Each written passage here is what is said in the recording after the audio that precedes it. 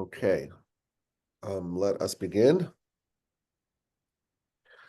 We began talking last week about some of the parenting lessons that I was fortunate enough to share to a group here in Houston.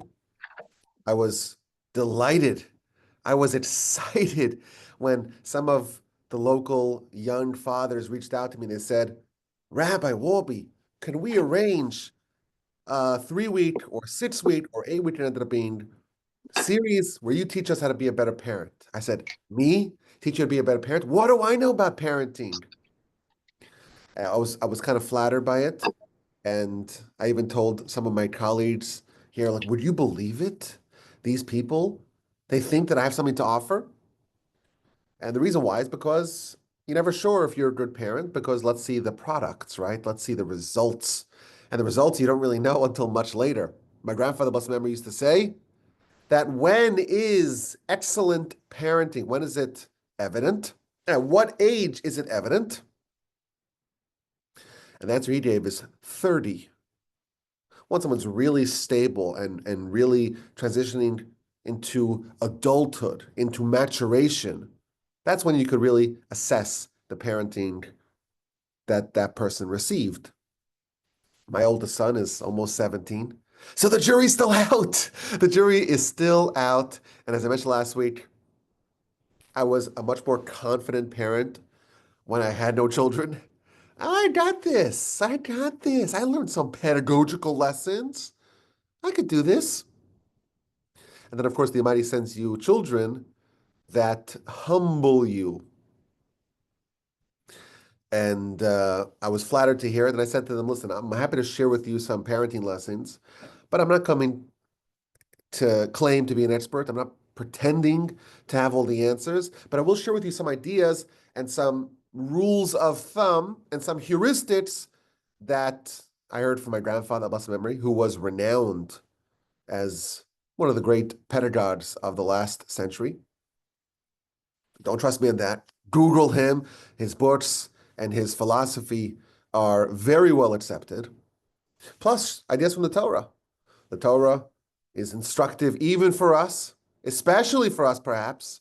And when we see a lot of lessons in parenting in the Torah, they are timelessly relevant. So in our last session on this topic, we went through some of the ideas, some of the heuristics of good parenting. The first idea we talked about is that, well, if the Almighty gave me a child, it is evidence that he believes in me and he believes in my ability and I have the tools to raise this child properly. And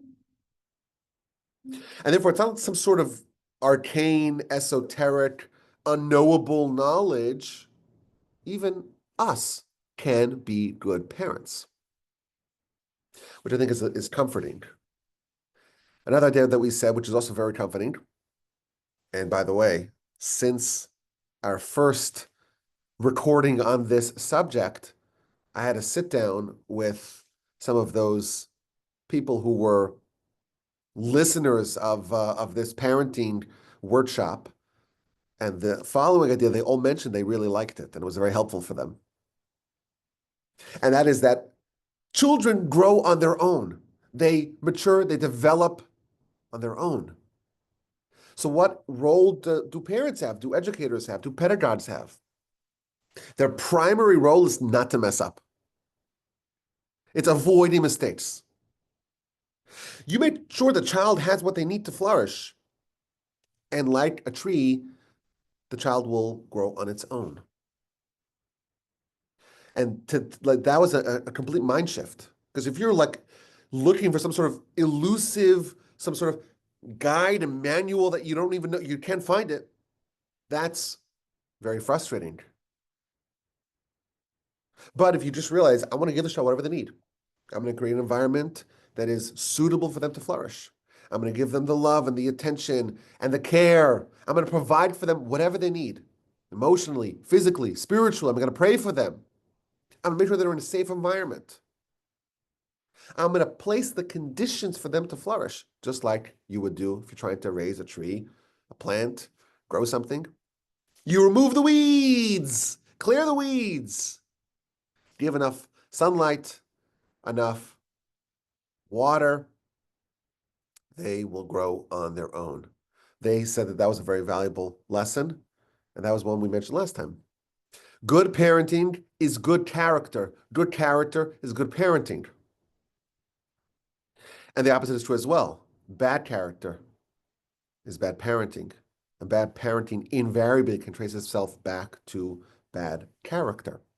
And thus, if you want to improve as a parent, a proxy for that is to improve as a person, to overcome your impulsivity, to rein in your tendencies that may be not the best, to develop wonderful character and patience, to be calm,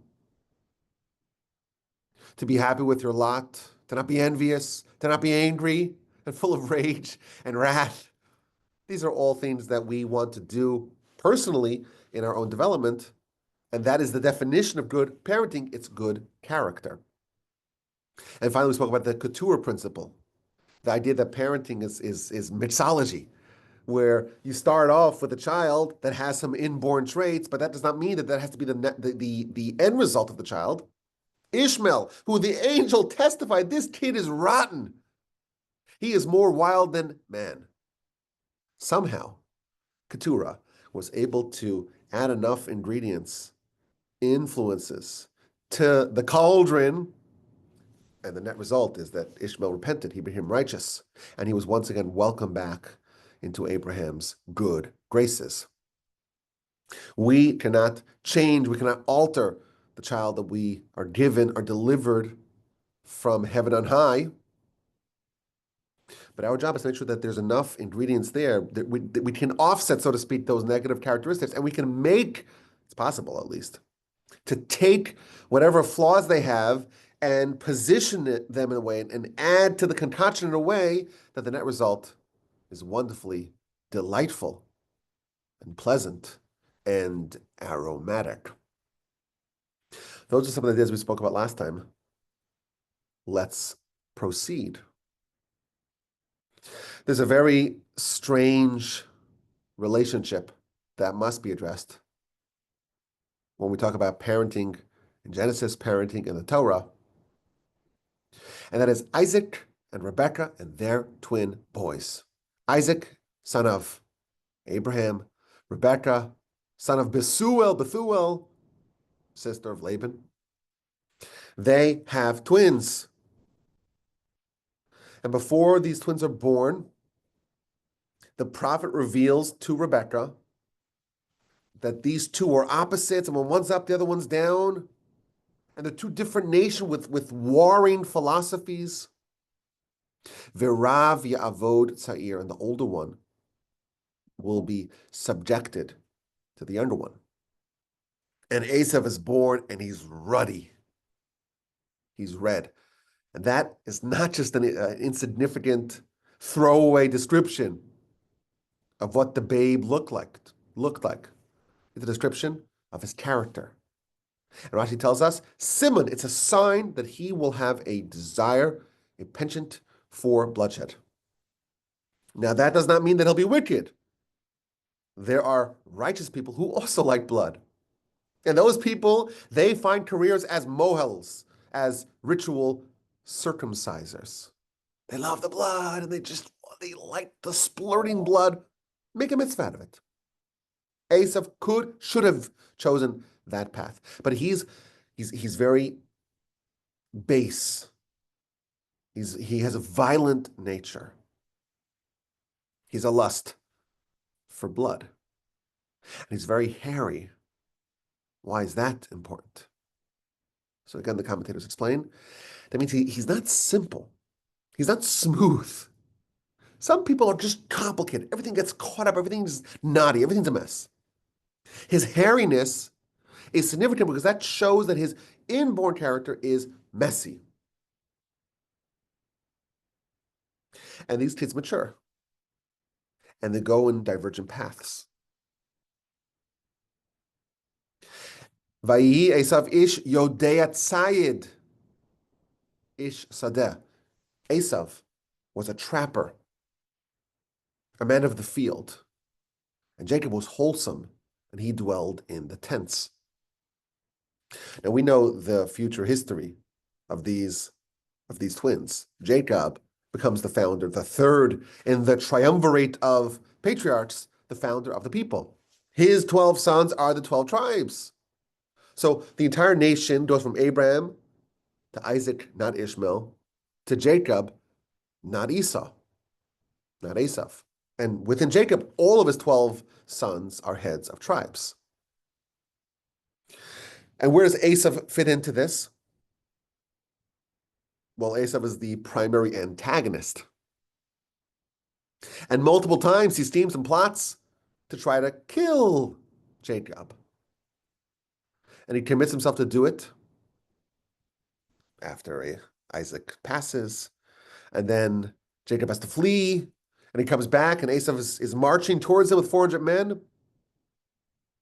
And Jacob very skillfully outmaneuvers his brother. And then when they depart, Jacob says, I will see you later. And Rashi tells us, the Talmud tells us, the prophets tell us, Jacob and Esav, these two will be at each other for the duration of history and the final confrontation, the final battle before Messiah. Va'alu Moshiim Bahar Tzion Lishpot is Har Esav. There's going to be a battle between Jacob and Esav, the final showdown between these two. There's almost like, and there's never been a better representation of good versus evil, as was the case with Jacob and his twin brother. And most bafflingly, the verse tells us that Isaac loved Esav. Vaye'ehav Yitzchak es Esav. Isaac loved Esav. Kitzayid befiv. Because there was trappings in his mouth. Now, what does that mean? Different opinions. Either because Esav would trap animals and make barbecue and give it to his father, or Esav was a trapper. He was cunning and conniving and trapping and ensnaring his father with his mouth, meaning he would speak in a way that misled his father. And the Talmud tells us that he would pretend to be very righteous, and he would come to his father with these very complicated halachic questions. How do you tithe salt?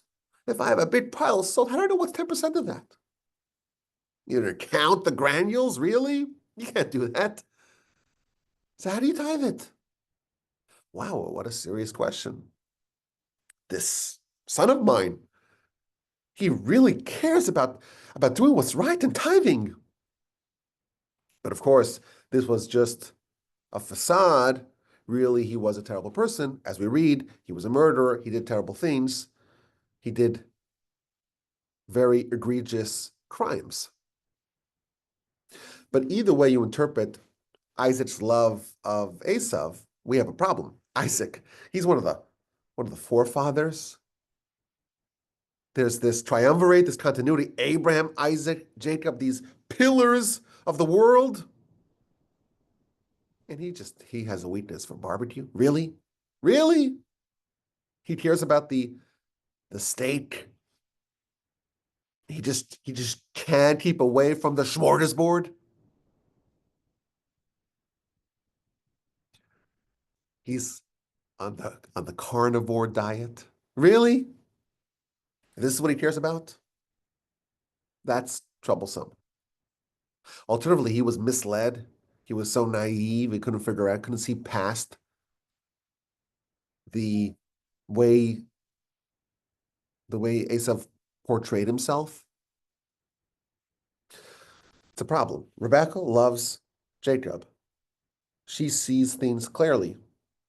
Isaac loves Esav, and he wants to give him the blessing. And there has to be this heist of the century, this heist of all history, where Rebecca compels Jacob to impersonate Esav and to wear his garments and to sneak in and pretend to be Esav, to be able to get those blessings that Isaac had desired to give to Esav. The whole story demands an explanation. And I want to maybe share two different perspectives. The first is very controversial, but it comes courtesy of Rav Hirsch. Rav Hirsch, one of the very significant German rabbis, lived in the 19th century, and he has a very famous piece where he pins a lot of blame on Esav's parents. That the reason why Esav ended up as a terrible sinner is partially due to the way he was raised. Now, it's important to note this is a controversial piece because to assign blame to Isaac is not something which we're trained to do. These are great, great heroes, our forefathers. We say God of Isaac. It's only three people that have that distinction. God of Abraham, God of Isaac, God of Jacob. No one else has that distinction. Isaac is one of the greatest people who ever lived. And we're very averse to criticize him. Rav Hirsch says that our sages criticize him so we can and learn the lesson and learn from his mistake, so to speak. And what Rav Hirsch says is that Isaac violated the first rule of parenting, the first rule of pedagogy, the first rule of parenting and pedagogy and education is that every single child is different. And therefore, what works for one kid will not necessarily work for another kid. Parenting, education, raising children must be individualized. Chanoch lanar al pi darko. Educate the youth as per their path, not their siblings' path, not the neighbor's path, not their classmates' path, their path. And when you do that, Solomon tells us in Proverbs, Gam ki yastin, also when they grow old, lo yasur mimeno. They will not depart from it. I can guarantee obedience. Your child's misbehaving, I can guarantee obedience. What you do is you take a whip and a pistol and you threaten. And if a kid misbehaves, you whip them. And I will guarantee, 100%, a foolproof way to get the kids to follow what you want. Your kid's misbehaving? Easy solution. Corporal punishment. Bring it back. Caning, whipping, threatening, punishing. It works, right? So why don't we all do it? Of course, the reason is because it may work temporarily in the short term. But our goal, as I mentioned earlier, when we parent is when they mature, we put them on the right path for them that will last, that will endure. If they're only behaving properly today because they're worried of the consequences of misbehaving, well, as soon as they're able to free themselves of the shackles, of the whips, of the caning, they're off. And they're going to do whatever they really wanted to do. So this is maybe the reason why it's such a difficult subject, because we have to raise the kids today with the eye to the future, with the eye to the long term. The success of parenting will only be determined when the child's 30. And that raises a problem. How do I know what to do now that the child ends up to flourish and to be successful as an adult? So Solomon tells us you have to find the path of this child. And you have to educate them and rear them on this path. And then when they get older, they will not depart from it. You have to find what's the path for this child. Al pi darko. Well, what if you have two children? So my responsibility to child A is to find their path, and child B to find their path. Each child requires a bespoke approach. And our verse says, this is the cardinal rule of parenting that Isaac, maybe even Rebecca as well, violated. The verse says, Vayigdelu hana'arim. The children grew up. And then once they grew up, Esau became a trapper, man of the field, and Jacob became a wholesome person who sat and dwelled in the tents. Now, that seems to be a very innocent, benign verse. They grew up. But Rashi tells us what this means is that these two boys together, they grew up together. And then once they matured, they went on divergent paths. But when they were young, they were on the same trajectory. They were in the same environment. They were in the same schedule. They were undifferentiated as youths. Until their adolescence, there was not sufficient effort to instill within each child a different path, a different approach, a different method. And that is why Esau went awry. And Rav Hirsch has, again, very sharp words here. He says, if you have two students, a Jacob and an Esau, and they're on the same bench, in the same school, with the same schedule, with the same curriculum, with the same approach to learning, and they're on the same path, necessarily, at least one of them will get ruined. Maybe Jacob was more suited, better suited for study. He was more academic. He wanted to sit and dwell in the tents. What's the tents? The tents of academy, of study. And Esau was much more aggressive and rambunctious. And he wanted to be out, and he wanted to be in the fields.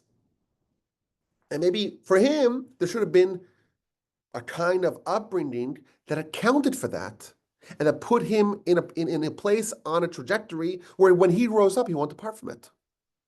But because he was forced to sit on the same bench as Jacob, so when he was young, he didn't rebel, because kids don't rebel when they're young, which is why you can use the whip if you want compliance only when they're young. But once he grew up, then he said, I'm out. And he got rid of the dusty books and went out to the field and became a sinful person, became Esau the wicked. Because the lads grew up together, because Esau was raised alongside Jacob with the same environment, and the same schedule, and the same expectations, he was bound to rebel. And it didn't have to be like that. Yes, Esau was complicated. He was hairy. And yes, he had a penchant and a bloodlust. But there's a way to channel that in a productive manner. You cannot change the child you have. You have a child like Esau, this is what the Almighty gave you. And second is born, he's different. And he's ruddy, and he's hairy, and he's much more complicated. What do you do about that? Find the path for this child. And there could have been a very different story for Esau. The plan really was for Esau to become the fourth patriarch. And there would be a harmonious relationship between these two twins. They would be synergetic, to use a consulting term. They would work together in synergy, where Jacob would do his part, and Esau would do his part, and one would fight for God in the tents, and one would fight for God in the fields, and they would work together in harmony. Esau would be a warrior for God. They'd find a way to use each one of their individual skill sets and talent stacks for the service of God. We have two brothers that did that. Jacob's two sons, Yisachar and Zevulun, Issachar and Zebulun, they made a famous pact, an agreement. Yisachar was much more of a studious type. And Zevulun was an enterprising businessman. And they made a deal. Yisachar, you study. I'm going to go out to do commerce. I'm going to go engage in business. And you study in the tent. That's your skill set. That's what you're better at doing. And I'm going to do my skill set, but we'll share the spoils of both. Half the Torah, half of your Torah goes to me, Zevulun, and half of my commerce goes to you. And we'll find a way that we can each contribute with our own specific skills. That agreement should have happened between Jacob and Esav. But because Esav was put onto the path of the scholar, he rebelled. They were raised together. Isaac and Rebekah failed to tailor their parenting to the individual nature, to the unique predispositions and temperaments of their twin boys. And that's why Esav rebelled. And these two boys, their paths diverged from each other. And Esav was going to be a warrior, come what may. That was built into his nature. But instead of being a warrior in service of Jacob, he became a warrior in opposition to Jacob. He directed his weaponry and wrath and talent against his brother. Now, it's a controversial piece because Rav Hirsch really, lays into Isaac and Rebekah. But the point is unchallenged and undisputed. Jacob and Esav were different. They were twins, and they were different from the very beginning. And when you have different children, you must put them on different paths. Because one path for one child will result in them excelling, and that same path for that child's sibling will result in catastrophe. And today we're fortunate to have formalized schooling, and the idea that children grow up without any schooling is completely foreign and alien to us. And it's something to celebrate, but it's also important for us to realize that this is the downside. If you have a class and there's 20, 30 children, really you need to have a whole school for just one child. Because you have to educate the child as per their path. Well, they got a different path than the kid sitting right next to them. So how do you account for that? It's a big problem. And this is the downside of having formalized schooling, is that it's much, much harder for a child to get what they specifically need. And this is maybe the role of a parent today. You're going to send your child to 12 years, maybe even more years of school. You got to do kindergarten and pre-kindergarten and preschool. And then maybe once they finish high school, they want to continue their studies.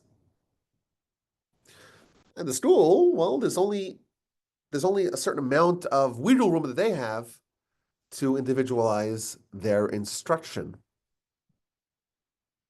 So your job as a parent is to figure out, well, okay, maybe the school does this, but I have to adjust for that based upon the individual nature of my child. And if you have multiple children, that's a lot of juggling that you got to do. Because maybe you're lucky, all your children are the same and they all just flourish in the school. Great. The Almighty gives you that task and you could perform it. It's easier. But for every child, it's different.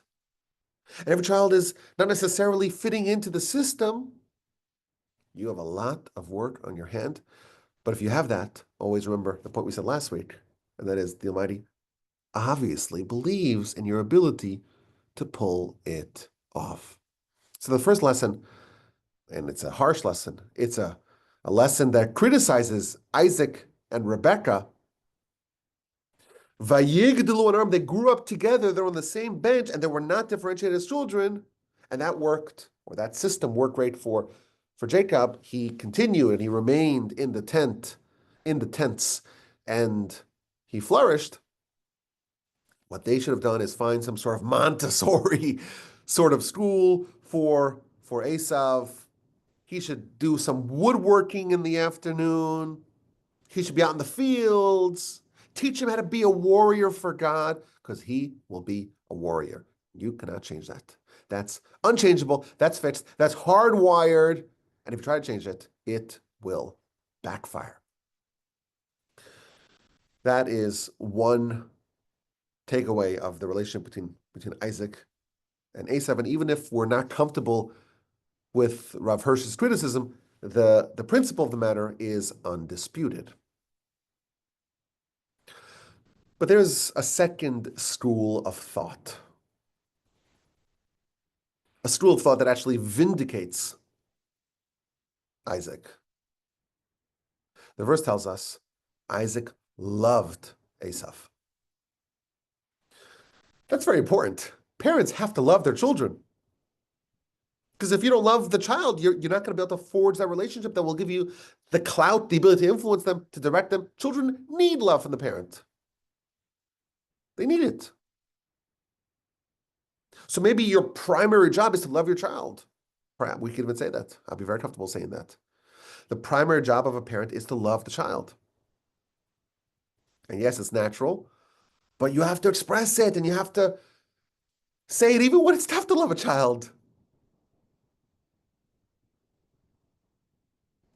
My grandfather Basman used to say, only, this is what he said. He said this a million times. Only with love, only with love, only with love. But the kid's nuts and they drive me crazy. Only with love, only with love, only with love, only with love, only with love. That is the relationship. That's the basis of it all. So Isaac loved Esav. And the verse says that he loved Esav because there was trappings in his mouth. That same verse, 25, 28 of Genesis, it says Rebekah loved Jacob. But there seems to be a bit of an imbalance, an asymmetry. The verse says that Isaac loved Esav, Rebekah loved Jacob. Okay, we understand that. But it doesn't tell us the reason why Rebekah loved Jacob. Isaac loved Esav because he provided trappings in his mouth. And Rebekah loved Jacob. Why did she love Jacob? Doesn't say. Shouldn't there be a consistency, a balance, a symmetry? Here's a different way of thinking about the relationship between Isaac and Esav. Rebekah loved Jacob because it was so easy to love Jacob. The Bechir Ha'avos he's called. He's the choicest of the forefathers. This is Jacob. A man of total righteousness, truth, integrity, wholesomeness. He's the most lovable person in the world. He's easy to love.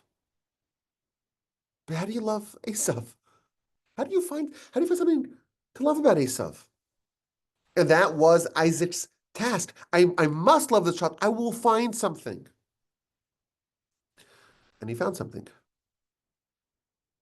Esav made wicked barbecue. This is what mattered to Esav. He was a trapper. He was a hunter. He was a barbecuer. He was one of those guys that's always around the grill. You know, when they have a grill, some people that just gravitate to the grill and they want to flip it, they want to look at it. They take a temperature probe and they put it in the brisket to make sure it's just right. You know those people. We love them. We want to be friends with them, right? At least give me some of that brisket. Esav, he had a skill. And is this a skill that Abram, Isaac, and Jacob like really care for? This is what these angels cared, they cared, they were foodies? No, I refuse to believe that Isaac was a foodie. But Isaac, as a parent, he realizes if it's important to my child, it's important to me. If whatever mishigas the child's into, it's important for me to say, if you're into it, if you're interested in it, it's important to me too.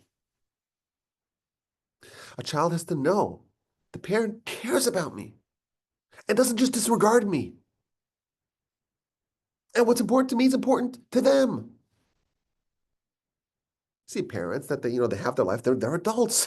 They're dealing with adult things. And the child's playing with Lego or Pokemon. And it's just not important. Okay, I'm sorry. It's just not important to the parent. What does the parent do? Wow, you built this amazing. This is incredible. Why? Because you're telling the child, you're signaling to the child, I care about you. I love you. You're important to me. And what you're into, what's important to you, is important to me too. And for a child, what's important to them is play. That's very, very important. And if the parent says it's not important to me, because it isn't, the child interprets that as my parent doesn't care for me. My parent doesn't love me. So Isaac scoured Esav to find something that he could celebrate in his son. And I said, wow, look at that. Look at this incredible trappings. And this is actually a textbook example of what we should do. The patriarchs dedicated their lives to building the nation. They were responsible for fixing the entire world. These are prophets. They're operating on the highest level. Isaac was not a foodie, and he did not care for such trivialities. But he feigned interest for the benefit of Esav. And he understood, this is the second school of thought. This child, they have certain natural predispositions, inclinations, and he likes the blood, and he's red, and he has a penchant for killing. I want you to kill. But do me a favor, kill animals, not humans.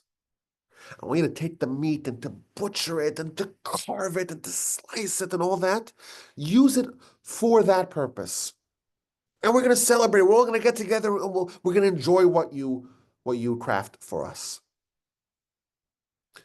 Isaac found something worthy of celebration within Esav.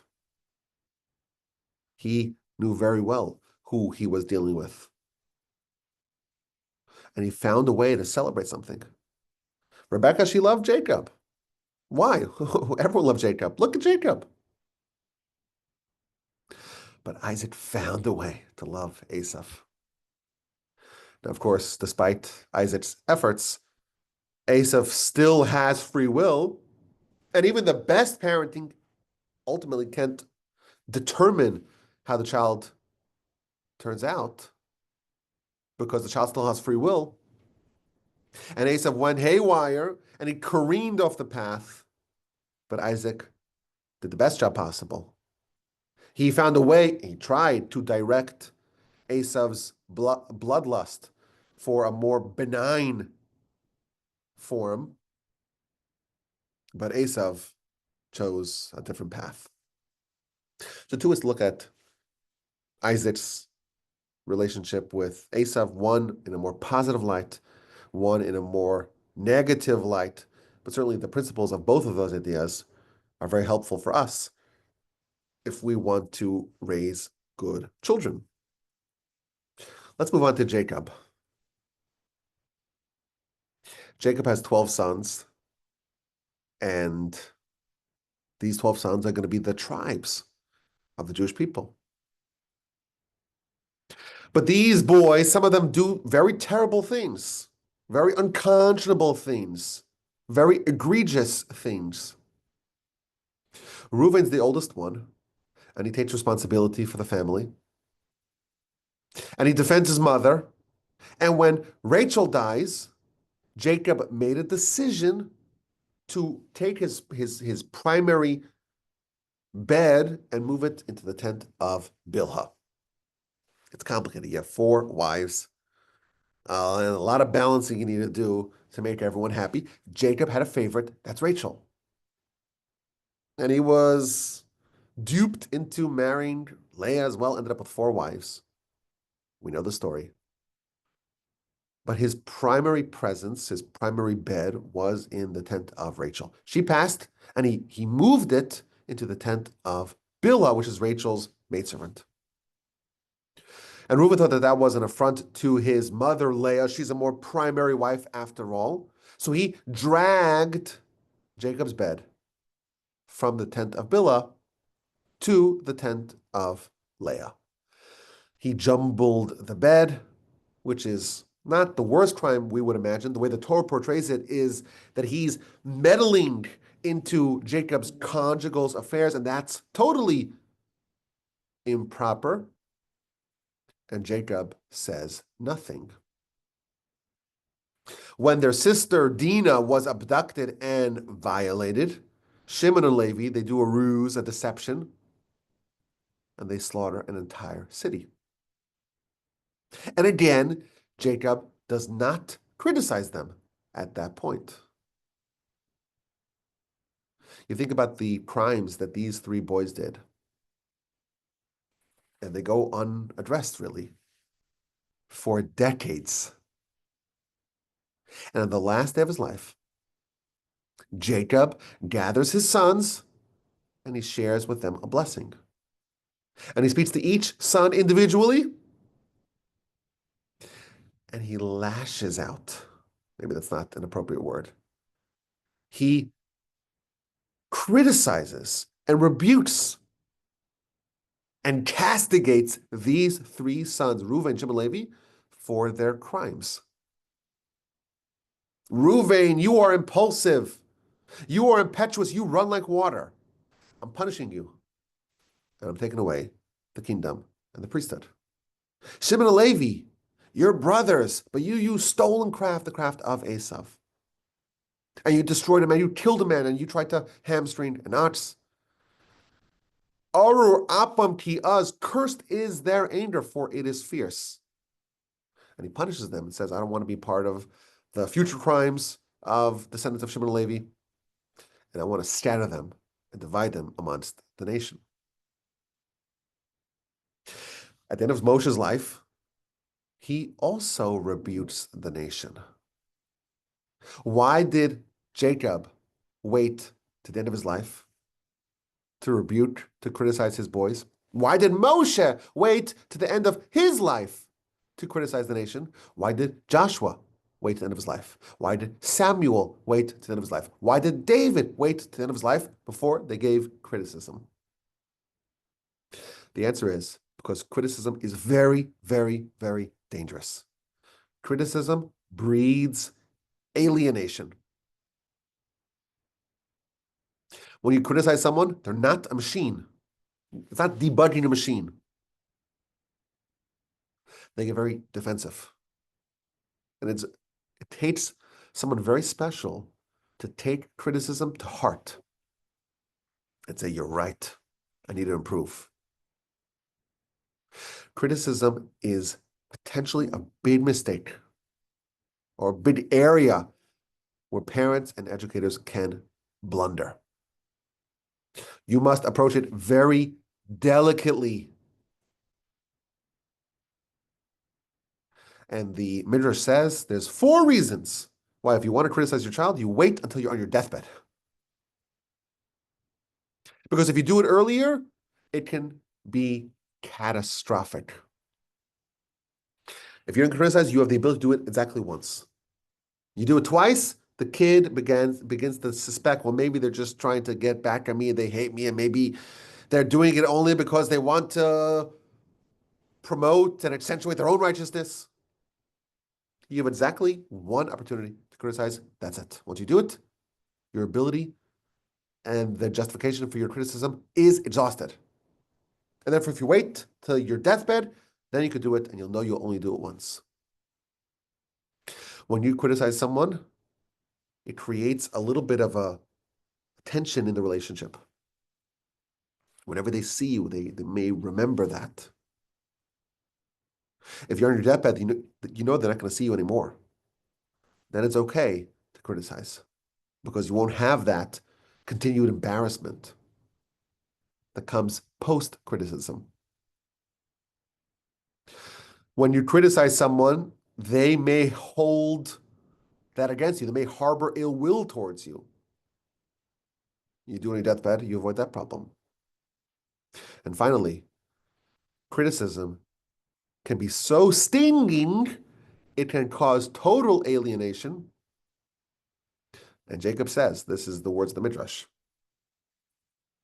Had I criticized Reuven earlier, he would have potentially abandoned me and joined the ranks of Esav. This is an astonishing statement. Reuven was so weak, was so brittle, was so insecure, had such a low self-esteem that he would have left Jacob and joined Esav. It's an astonishing statement. This is the Torah's perspective on criticism. Criticism is very necessary. We see Jacob does it, Moshe does it, Joshua does it, Samuel does it, David does it. It's important. It's even a mitzvah. You must surely criticize and redirect and castigate your fellow. But it must be productive. And it's so easy to get it wrong. It's so easy to do it in an excessive way, to do it in a way that it is taken in the wrong way. And it could breed alienation, and it could cause a tension in the relationship, and it could cause the child to actually not, or the charge, to not improve, but actually to just say, I'm done with you. I think this is a very important lesson from the Torah on parenting, and really any sort of influence that we're trying to do to other people. It could be an educator, it could be a boss, certainly a parent, teacher. Criticism is very dangerous. And there's so many ways for it to go wrong. And Jacob says, I'm not taking any chances. I'm going to wait till I'm on my deathbed. And the very last day of his life, he's 147 years old. Now it's time. And by the way, there's more to this, that even the criticism is described as a blessing. He's just trying to tell them where they need to improve. And he's trying to design their life in a way that their career will be safer and less risky, a less risky lifestyle based upon their flaws. And Moshe, by the way, he waits until he smites Sichon and Og, just so everyone knows that he loves the nation and has their best interests at heart. Criticism is very important and very delicate. And to do it right, you really have to hold back. Hold back. The Talmud tells us, with children and with students, with our right and dominant hand, we pull them close, and with our left and weaker hand, we push them away. There must always be more encouragement, more love. That has to be the right hand. More pulling close. Criticism is done with a weaker hand. It's done less frequently, and it's done without the same intensity of the love and of the bringing close. Very important lesson. Number 3, let's get to the last lesson I want to share with you today. And again, I want to stress, I'm not claiming that I'm a great parent, especially I'm worried my kids will listen to the podcast and they'll say, oh, you big talker, is this really true? How come you once said this to me?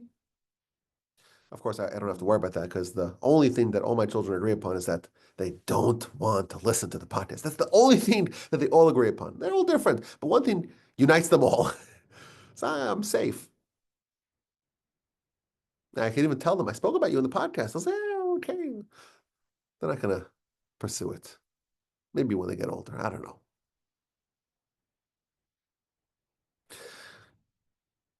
In the book of Exodus, Sefer Shmos, Parshas Shemos, Moshe is nominated, is appointed, is promoted by God. I want you to go save the Jewish people. Go to Pharaoh, tell Pharaoh, demand from Pharaoh that he release the Jews, the slaves that he has been holding. Go tell him, go threaten him, go inform him. The God of the Israelites spoke to me, release the Jews. And Moshe launches a salvo of objections. And our sages tell us there's actually a 7-day conversation in Exodus chapter 3 and 4 by the burning bush, where Moshe is resisting, he's objecting, he's pushing back, he doesn't want to do it. And it takes him, it's a whole chapter 3 and half of chapter 4, where Moshe is pushing back. He doesn't want to take the reins, which maybe shows us the caliber, the perspective of this person. That he doesn't want leadership just to have the publicity and have the power. He's stridently objecting to taking the post. And the first objection is that he's not worthy. Vayomer Moshe, Moshe said to God, Mi anochi, who am I? I'm going to go to Pharaoh, I'm going to go speak to kings. I'm not worthy of it. I'm a regular person. I'm going to alter human history, world history. I'm not the right person. I don't have the qualities and the qualifications needed for this role. And I will take Israel out of Egypt. So Rashi explains that this is really two different objections. Even if I were to be personally worthy to leave Egypt, you need to have a miracle. And to be worthy of a miracle, you have to be righteous. And Moshe assessed the nature of the people, the flock that he was being asked to lead, and he deemed them unworthy. And we know the Jews were idolaters. The Jews stopped circumcising their boys, with the exception of the tribe of Levi. So what merit do they have to be worthy of the Exodus? And God responded to Moshe and rebutted both objections. Vayomer, and God said, Ki I will be with you. Meaning, you say you're unworthy. Who am I to go speak to kings? Who am I to go speak to Pharaoh? It's not you, it's me. I will be with you. I can save the Jews. No one contests that. You'll be my messenger, my implement, but it's not you. That was the rebuttal of Moshe's claim, I'm not worthy. Who am I? Maybe you're no one. Ultimately, it is all from God. And he's going to give you whatever you need. But ultimately, it will be him who will effectuate this Exodus. And regarding the second question, the second objection, Vishesha'alta, and that you asked, Rashi explains, what merit does Israel have to leave Egypt? To that, God says, this is the curious point. And this is the sign that I sent you. When you take the nation out of Egypt, you will serve God on this mountain. The burning bush was at Mount Sinai, at the mountain of God. Har Chorev, Mount Horeb. And that, of course, is the site where the Ten Commandments were conveyed, where the sign of revelation happened. So God is saying, what merit does the nation have, the nation currently enslaved in Egypt, what merit do they have to leave? A few months after the Exodus, a month and a half after the Exodus, they will worship God on this mountain.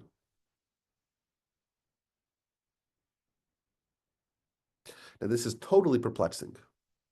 Moshe is objecting, the nation is not worthy of a miracle. And therefore, how do you expect them to leave Egypt? How does God's answer, oh, after they leave, they'll worship me on this mountain? How does that have to do? How does that answer the question? The question is that the nation is not worthy of the Exodus because they're not worthy of such a miracle.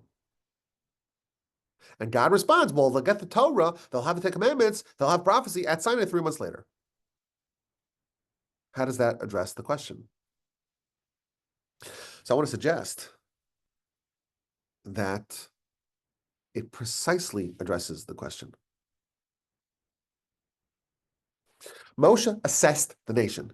He's looking at the nation, and they're in Egypt, and he's looking at their character, and looking at their behavior, and looking at their values, and how they're living their lives. They are not worthy of a miracle. A miracle of the caliber of the Exodus. You have to be really worthy of it. And God says, you're right. You're assessing the nation the way they are right now, and you are accurate. They're not worthy of a miracle. But suppose you're able to envision what they would look like after the Sinai revelation, after they experience Sinai with their very eyes, their very ears. They witness the tremendous miracles at Sinai, and they get the Torah. What would they look like then? Would they be righteous enough then? Would they be worthy then for a miracle of the caliber of the Exodus? If you gave Sinai to this nation, would they be worthy? Of course. Well, then they're worthy. We just have to give them Sinai. A leader, an educator, a parent has to envision what their constituents, their children, their students, their pupils, their charges will look like if they got excellent instruction and they got whatever they needed. Suppose this child experienced Sinai. Would they be worthy then? Certainly they would. Okay, so they're worthy.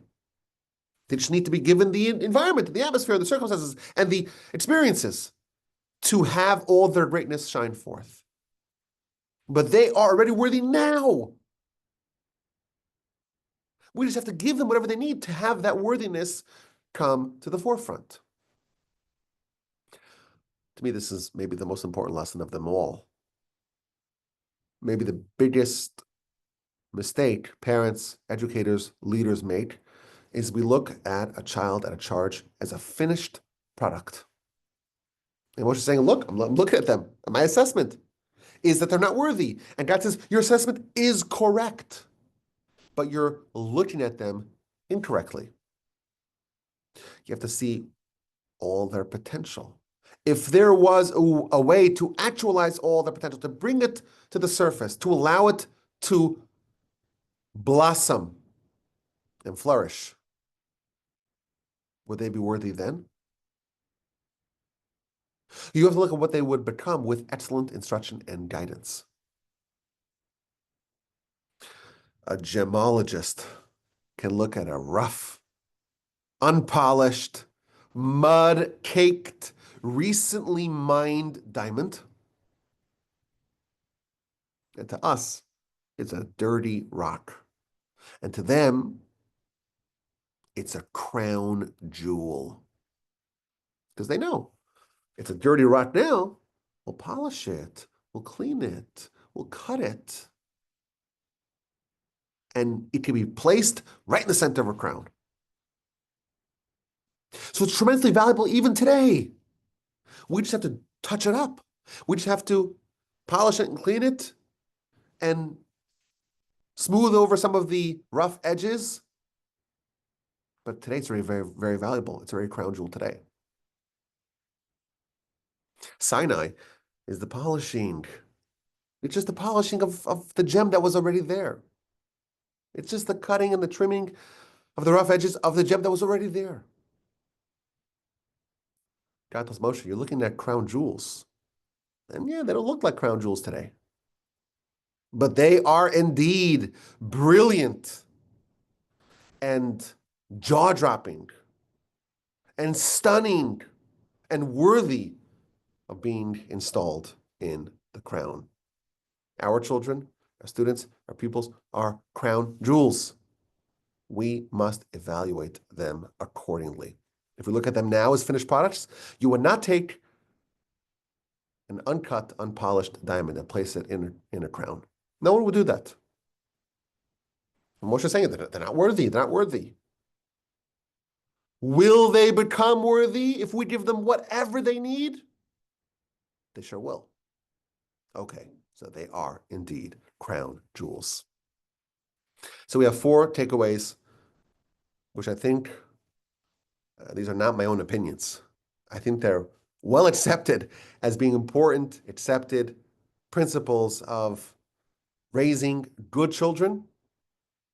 So don't say that this is my idea. It's not my ideas. These are some ideas that are very well accepted.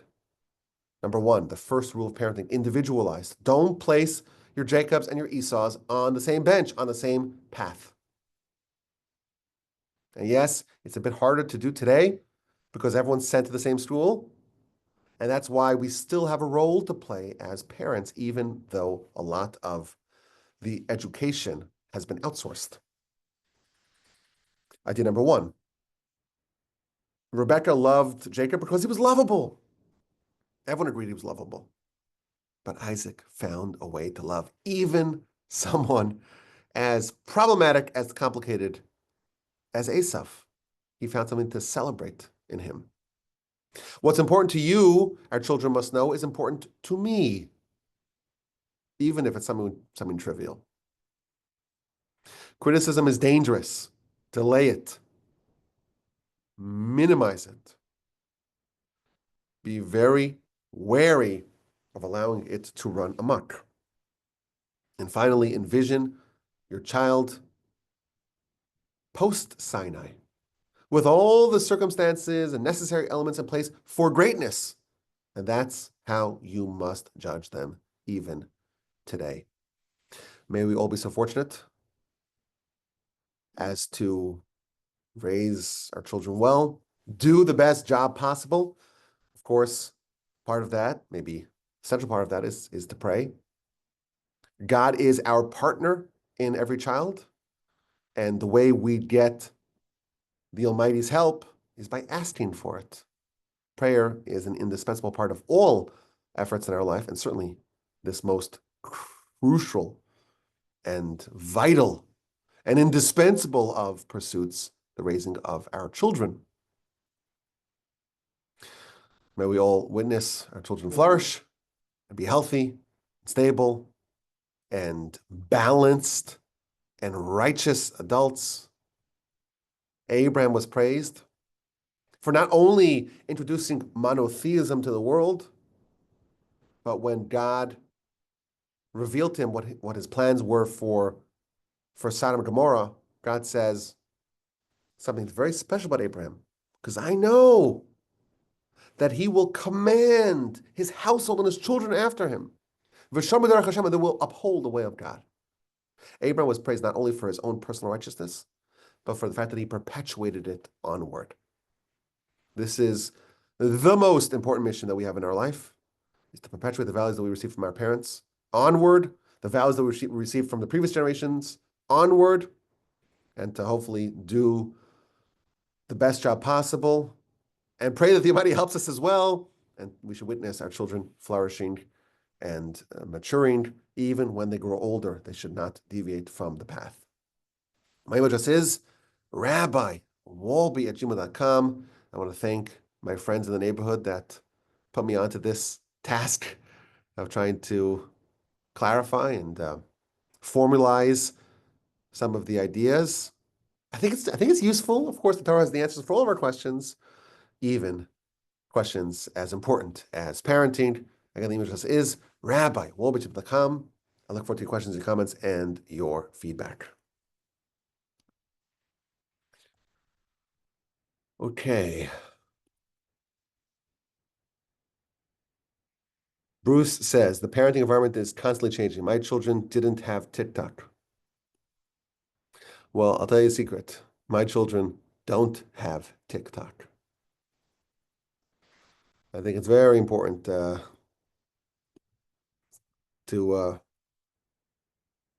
if you can, to try to oversee some of the inputs that the child has in life. Because if the child if the child's getting their directives in life from TikTok and their values in life from TikTok, well, it's very hard for you to influence them. You can't be as persuasive as TikTok. But I heard it was banned, so maybe it's not a problem anymore. That's what I heard.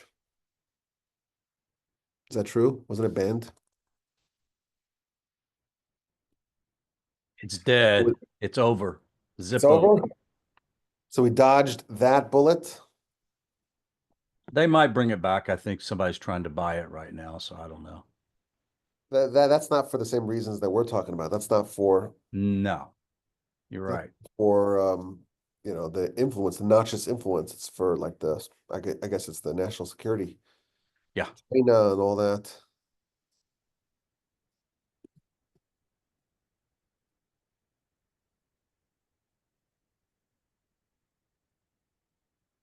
Kay asked, is criticism the same as a rebuke? Well, it's close enough that they both have to be handled with care. They both have to be handled with care. Yeah, criticism could be constructive, right? That's the point. The point could be constructive, and it's important. Rebuke sounds a little harsher, right?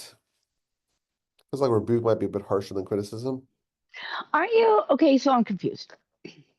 Aren't you commanded that you're supposed to rebuke people when they need it? Yes, If it so, but only if it works. how do you know if it's not going to work if you don't try it?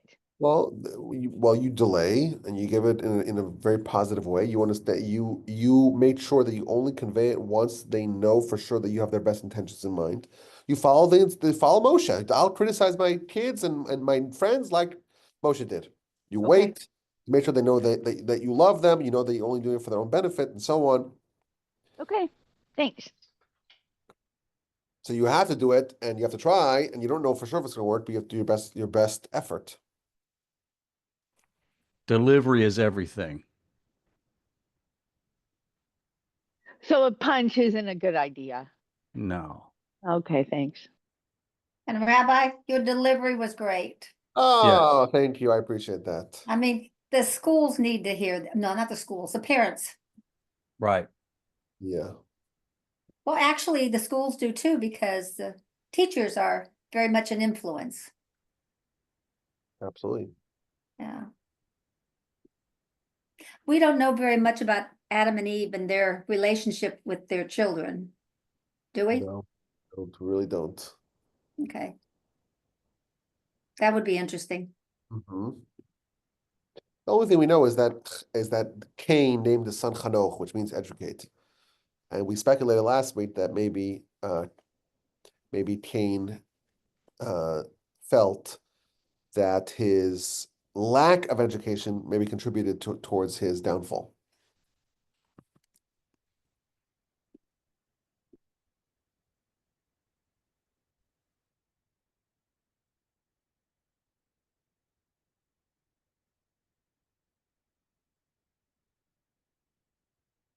Pat writes, training horses is a metaphor for training our own bodies, our physicality.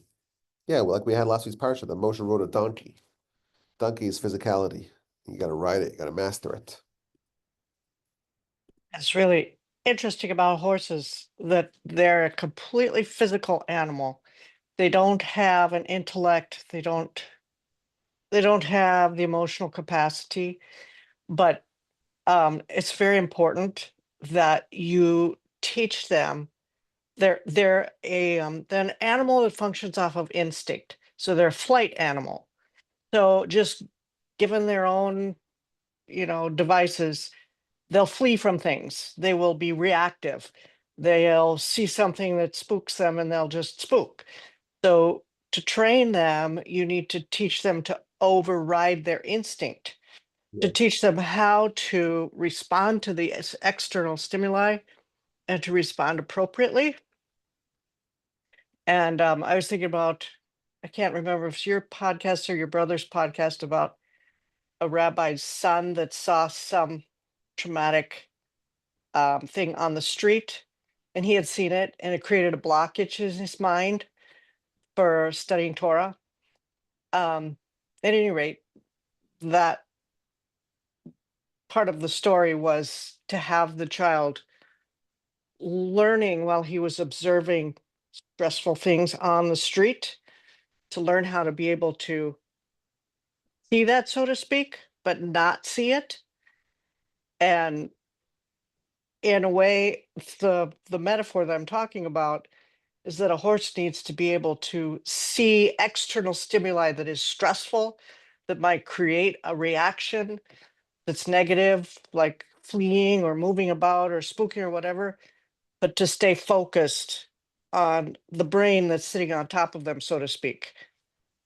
So it's this marriage of intellectual and physical that comes over time and with training how to respond properly.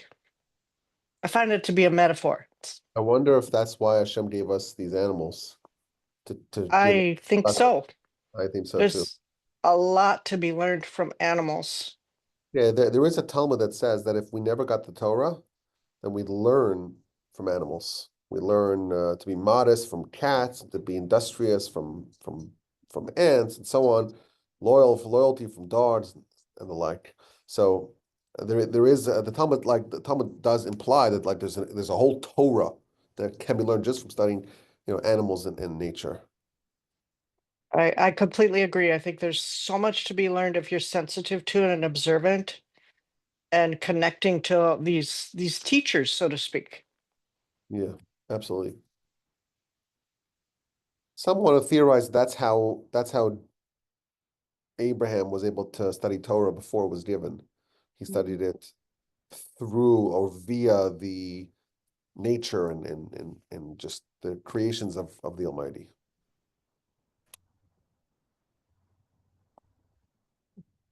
Hey, go ahead, Barb. So do you feel like some of these four steps that you gave us can be applied to adults? Our children are grown, and this talk can be a little discouraging,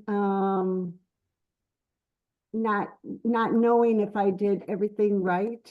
And like you said, Hagar applied certain things and she helped Ishmael on the right path. Where do we go from here if we have adult children?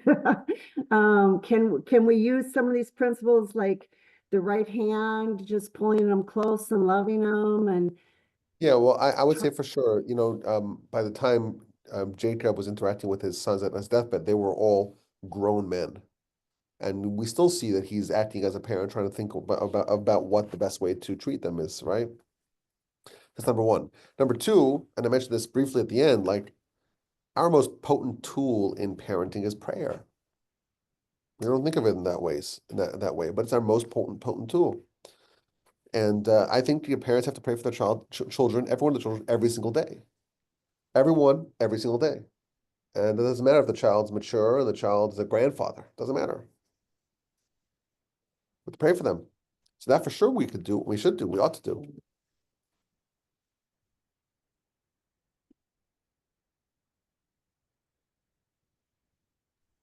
I think it goes beyond our children though, too. Like, I have a problem with one of my coworkers, and after hearing your teaching, I'm going to approach it a different way. Oh, fantastic. Yeah. Yeah, sometimes we feel like, like a direct approach is best. And like parenting is all about, it's like a lot of craftiness. A lot of craftiness. Because again, like the primary point is that the success and or failure, God forbid, is determined when the child's older. So there's no way to kind of see the there's no way to A/B test, so to speak, right now to see what the result, the desired result is received.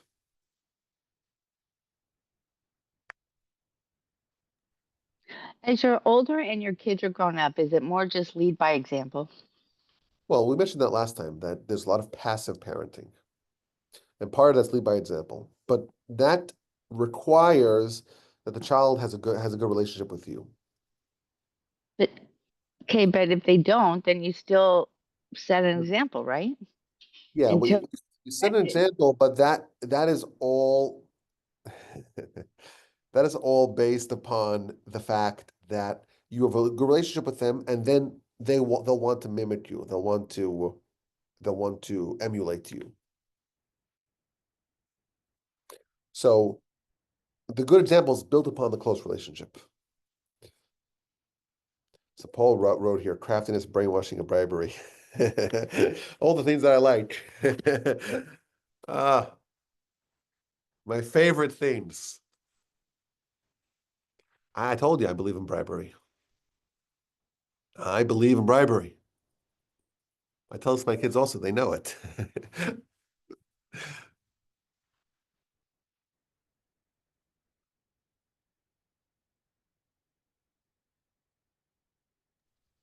do you ever give up? Never. Okay, Never, thanks. never, never, never. We never give up on our children. Never, never, Okay. never. Never, no matter what. Jacob didn't have Joseph for 22 years. Never once did he give up. Never once. Abraham went, Ishmael was so completely unmanageable to send him away, banish him.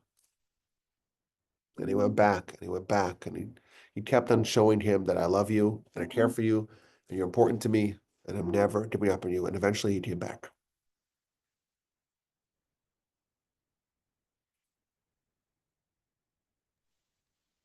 I have a joke in our family. It's a little bit dark humor, but I say, someday you'll thank me when I'm dead.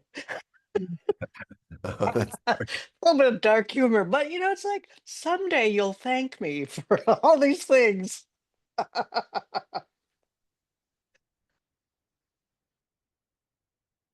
Would you guys want a third installment of this? Or it's too much already? I'm getting a thumbs up.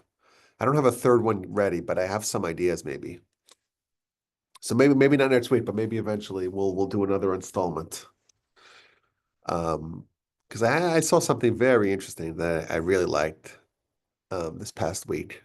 I want to play with it a little bit before maybe we'll do a third session. But I think it's important, valuable, useful. Okay, this was delightful as always. I'll see everyone please next week, same time, same channel, and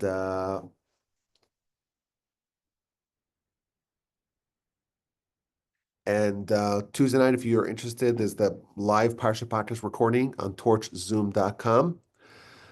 If you're interested, at 8 p.m. Central, everyone stay safe and stay warm. Apparently, we're getting some really nasty weather in a couple of days, or even tomorrow. So stay safe, and hopefully we'll see each other next week, and everyone will be okay, and we'll hear good news from each other and from, of course, the situation in Israel. As you know, it's a very delicate situation there. But I'll see everyone, please God, in a couple of days or or next week. Take care, everyone. Shalom, shalom.